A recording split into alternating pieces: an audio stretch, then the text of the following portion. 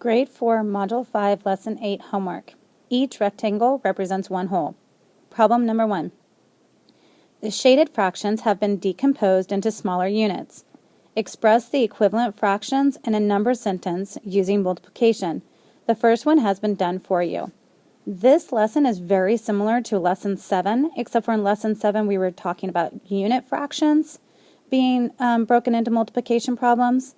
These are going to be bigger fractions. So, for example, letter A.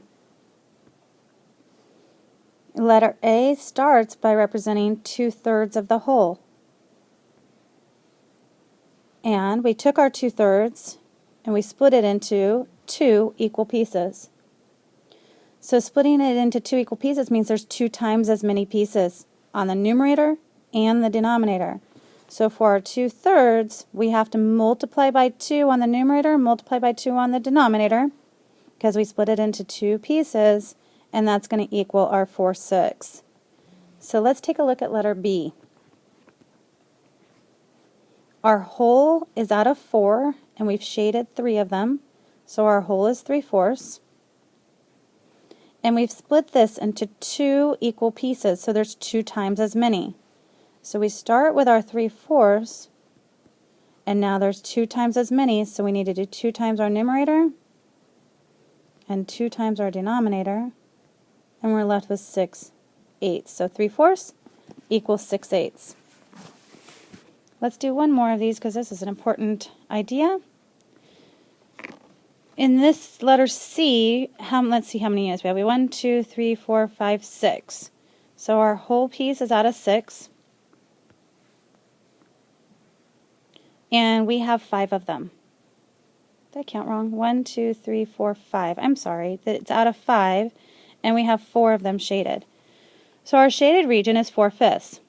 Let's see how many pieces we broke it into. 1, 2, 3 pieces. So now we have 3 times as many as we had with our 4/5. So to represent this, we do 4/5, and we have 3 times as many, so it's 4 times 3 in the numerator, 5 times 3 in the denominator, and that's going to equal 12, because 4 times 3 is 12, and 5 times 3, which is 15. So 4/5 equals 12/15. Number 2, decompose both shaded fractions into 12ths.